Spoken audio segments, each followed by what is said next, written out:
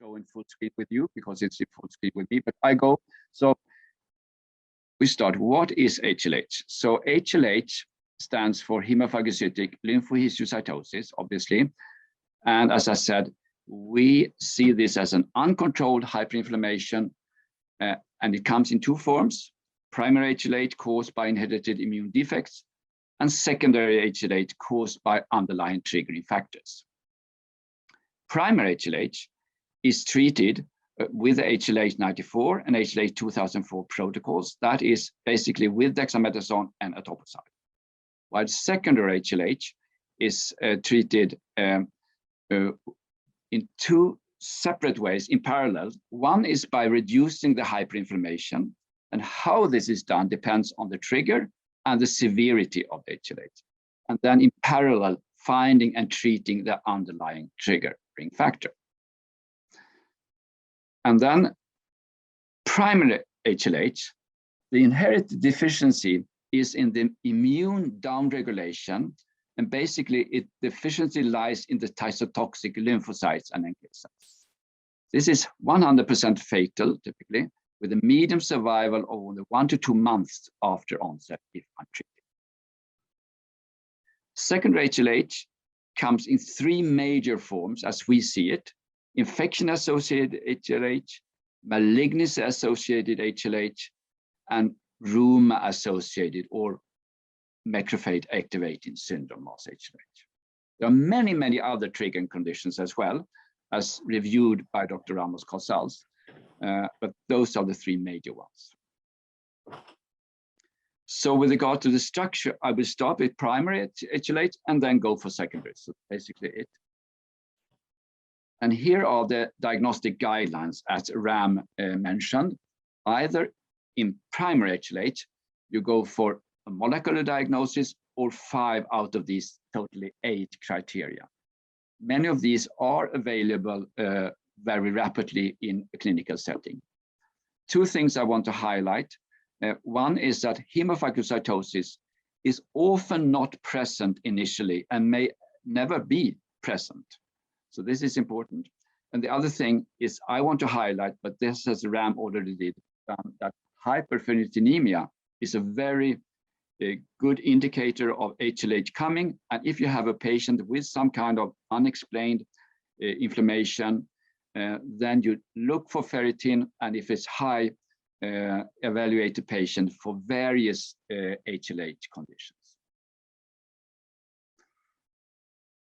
So now, what have we learned then on the treatment of primary HLH? We've learned that early initiation of treatment is important in order to reduce organ-derived damage and to get the patient in a better clinical setting when we start. The second is that it has been remarkable what the effect of dexamethasone in combination with etoposide has had. The effects have been dramatic in improving survival. And we have now in the HLH 2004 study, over 80% of these very sick patients are surviving until transplant. The reason for transplant in this primary HLH cohort is because obviously the immune system is defect, so we have to kind of change that to a more healthy immune system.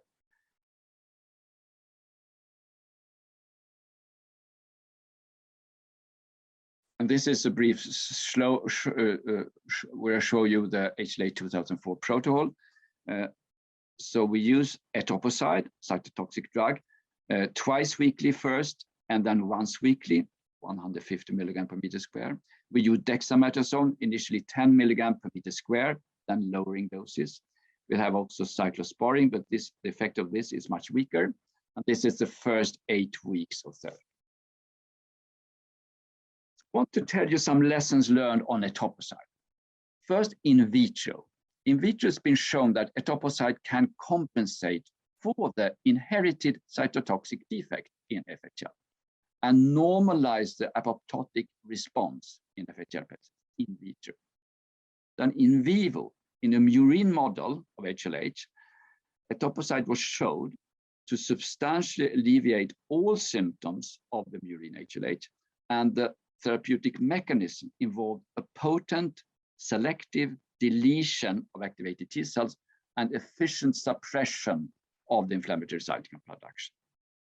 And more recently, in humans, it's been shown, and I think this is interesting, that etoposide promotes the programmed nice cell death, apoptosis, rather than the pro-inflammatory lytic cell death, pyroptosis, conceivably ameliorating subsequent systemic inflammation. These are very recent studies. Another lesson is that in a majority, actually, of the primary HLH patients, we see CNS involvement, either with neurological symptoms or abnormal CSF. And therefore, we urge that prompt treatment of active HLH at onset or relapse is essential in order to reduce neurological sequelae. And I want to highlight that I think that this knowledge can be implemented in secondary HLH as well. So lessons learned then on the immune system regulation. So familial HLH is a defect in immune regulation. And the defect lies in the cytotoxic lymphocytes within the peripheral system, which is then obviously central in human immune regulation. And this was not known until these studies in FHL were performed. So we now know that cytotoxic lymphocytes have three major functions. One is to eliminate virus-infected cells, to eliminate cancer-transformed cells, but also then to downregulate the immune system. And if these functions are defect, there will be hyperinflammation, that is hypercytokemia or cytokine storms. So here we have the cytotoxic T cell. In these vesicles, we have granules with perforin. Perforin is released from these cytotoxic cells or NK cells and perforate then the cell membrane of the target cells and induces apoptosis of the target cell. In more detail, the inherited defects are several genetic defects. So one is that you have to have the perforin gene has to be functioning in order to make perforin. But then there are several other genes, UNC13D, syntaxin 11, syntaxin binding proteins. They're all necessary for the docking and priming and fusion of this vesicle with the cell membrane in order to get the perforin out of the cell. And we call this move of these granules for degranulation out of the cytotoxic cell. So there can be deficiencies here as well. And we can then use this biology in the diagnostics of HLH, either by cytotoxic assays, analyzing degranulation, as we mentioned, or you can stain intercellular for perforin or other proteins. You can study the cell NK cell activity, although this is only rarely available. I agree. And then you can study the numbers, NK cell numbers and CTL numbers, or obviously genetic tests.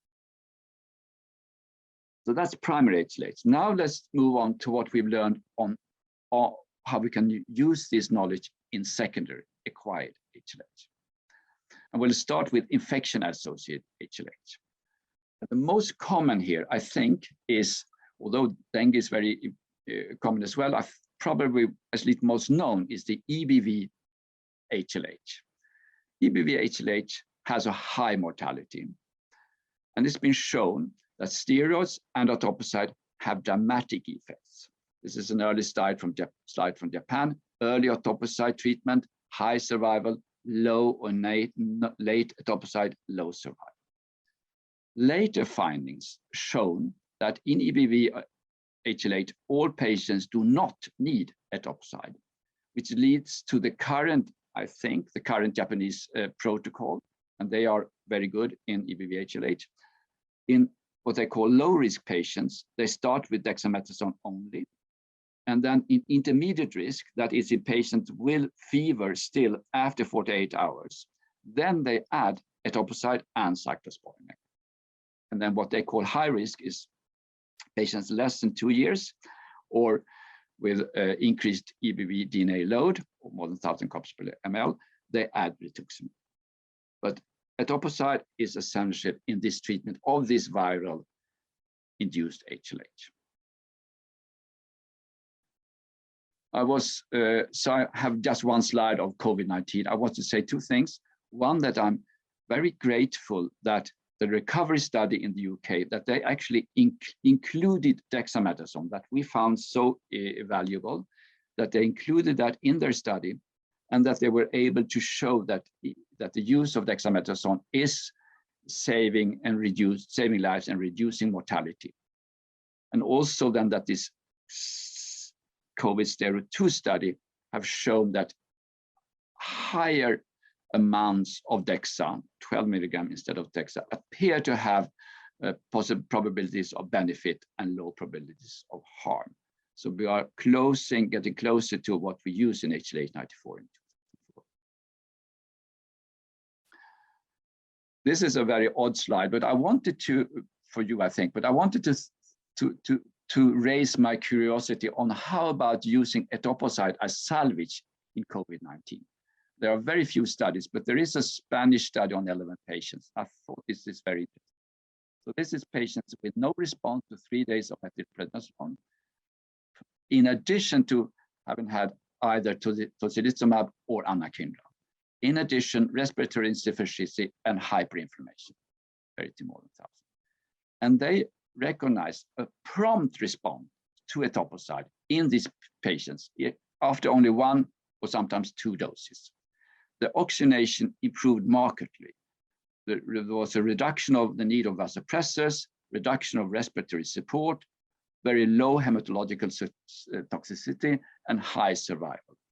And in this image, they show that when patients were given etoposide, the oxygenation increased, as you see here in several patients. So they showed that this was efficient, and I thought that is very interesting. There are other HLH triggering infections, such as dengue, and Ram has told us so many interesting things about that, so I will not add much to that, except saying that we recognize that 40% in this Malaysian study that Ram mentioned, 40% of the patients with at least 4 diagnostic criteria for HLH, 40% of these patients died. And we think, at least I think, that this high mortality is an indication to at least consider prompt HLH-directed therapy in severe dengue patients with hyperinflammation and evolving multi-organ failure. What this HLH-directed therapy should be, we need to know. Could be steroids, anakinra, etoposide, we need to know that. But there is a need, I think, for a immunomodulation in these patients. I can also mention that we've recognized in pandemic influenza, patients may develop HLH, or they are low percentage. And there are other viruses as well that we don't have time to go through that reviewed here in this presentation.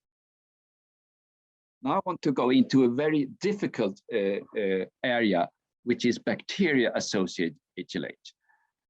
I have one case report I want to tell you. This is a premature child, 732 grams, that at 1 month of age developed Serratia septicemia. Massive hepatosplenomegaly, highly elevated bilirubin, pancytopenia with neutrophils 0.1 and platelets 4, elevated ferritin, and other signs of HLH. And we gave this child first steroids, and since I didn't have effect, also etoposide, which with a prompt response, and there were no genetic defects. We stopped therapy, and the child survived. So there were no underlying primary HLH in this child. But I also want to tell you, and I think this is important to be aware of, that is a time difference between the onset of the septicemia. So you have the CRP here around day 30, above 300, but this bilirubin, as a mirror of liver involvement in HLH, had its peak couple of weeks later, that is around day 45, when we started steroids, and then here later on read arrow, we started etoposide, and then the bilirubin started to decrease. So now let's over to malignancy-associated HLH, which is the third most common form in children. So first, infection-associated, and in children, then macrophage activating syndrome is the second most common, and malignancy-associated HLH is the third most common. But in adults, malignancy-associated is along with infection-associated are the two most common forms. So malignancy-associated HLH comes in two forms. One is before the cancer therapy. So here it is the malignancy that triggered the HLH, malignancy triggered HLH. And then it comes during chemotherapy, second form, HLH during chemotherapy. I have one message here, take-home message, that if you have a patient and you don't find the underlying cause of this presumably secondary HLH, search and search and search again for an undetected malignancy, most typically lymphomas. And one slide then on treatment of malignancy-associated HLH. So in case there is organ damage that is HLH triggered, we suggest a two-step approach, with the first step being to target the cytokine storm and the T-cell proliferation using very moderate doses of etoposide, 75 to 100 milligram per meter square, in combination with corticosteroid and possibly IgG. And then there's a second step, target the neoplastic disease by specific treatment. So one of the main slides here is on the lessons learned, that there is in secondary HLH, there is a need for a graded intensity and a graded length. So moderate cases, you may only need steroids with or without IVIG. And personally, I don't think IVIG makes that big of a difference. But in severe, persistent or relapsing HLH, or in case of CNS involvement, consider a modified HLH protocol such as HLH94 or HLH2000.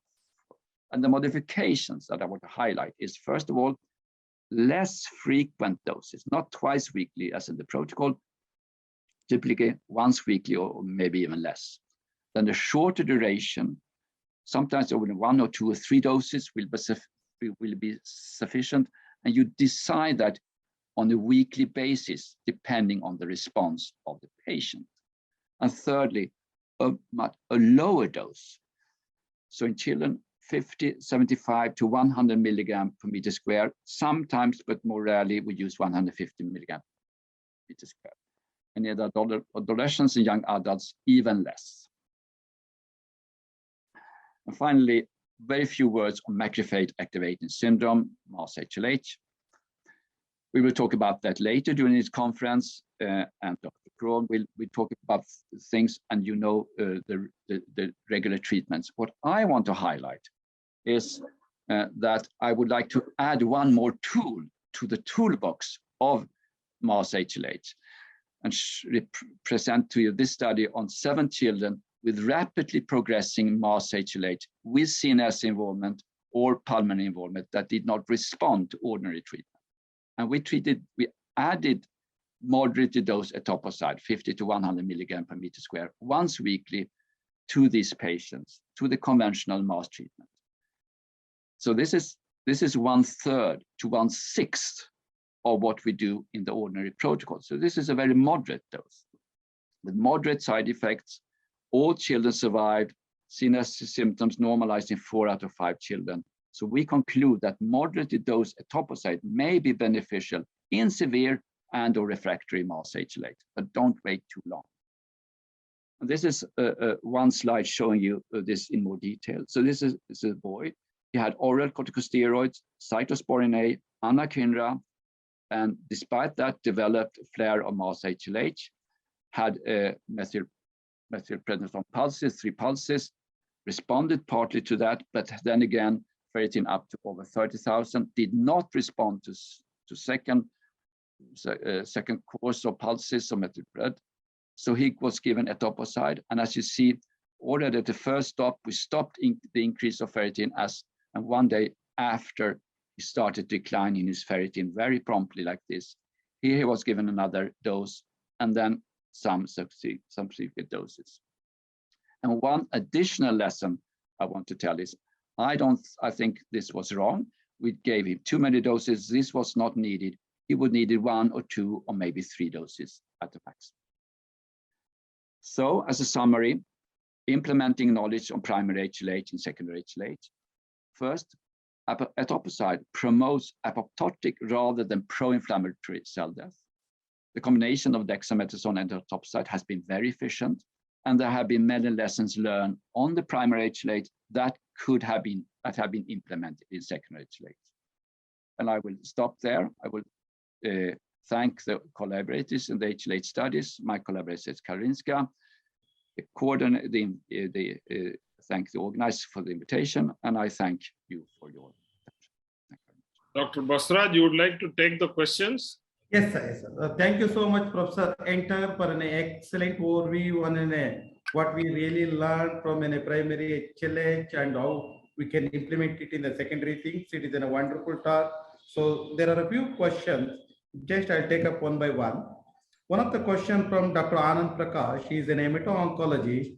Is there any role of a low dose etoposide of 50 to 75 milligram per square meter rather than 150 milligram in an infant? How was the dose of 150 has been decided on?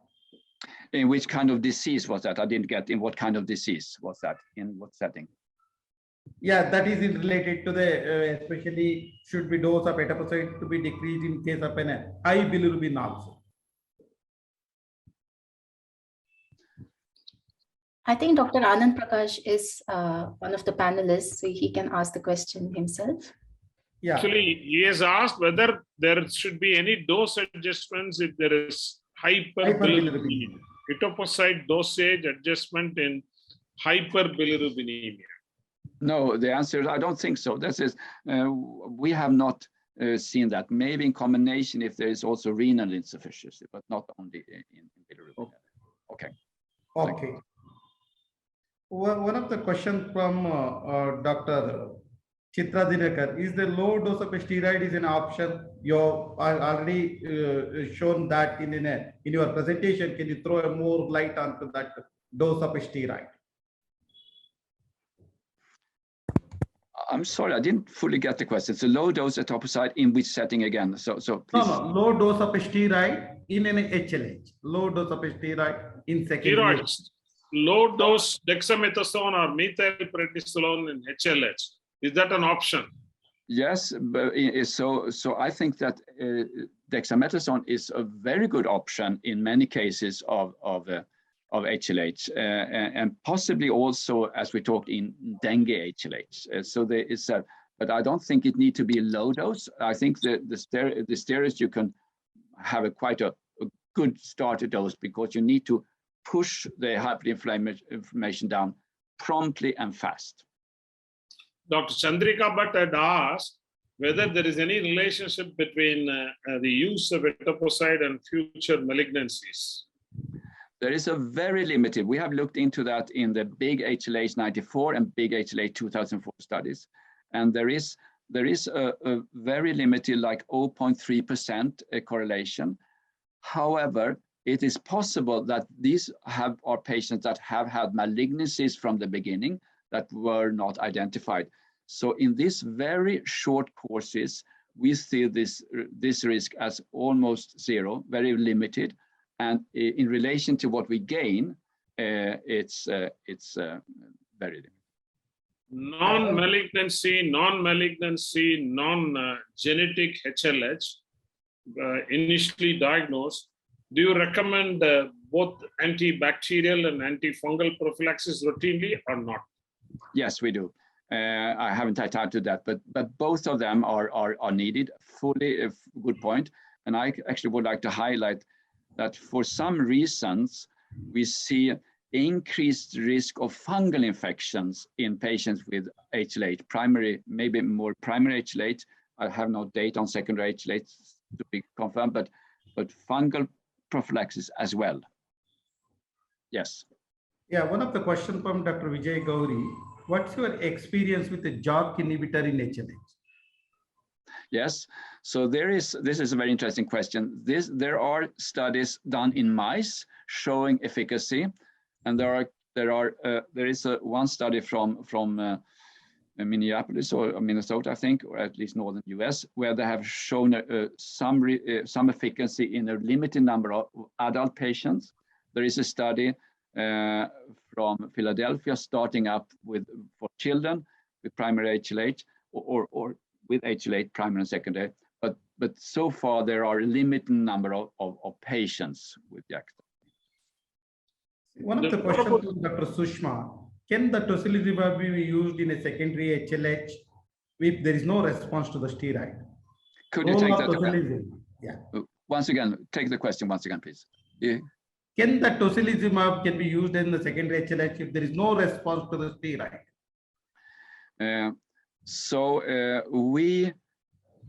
I have limited experience of that. What I think is that anakinra is obviously a good drug for many patients.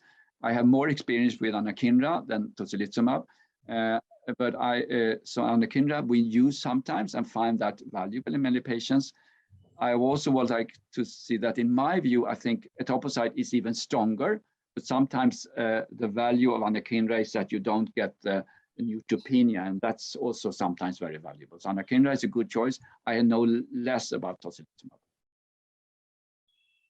So when it comes to the steroid, Dr. Sridevi is asking, which is the better? Is it a methylprednisolone or is it a dexamethasone? Is there any difference in the steroid in HLH? The reason that we have gone with dexamethasone is that it penetrates the brain better.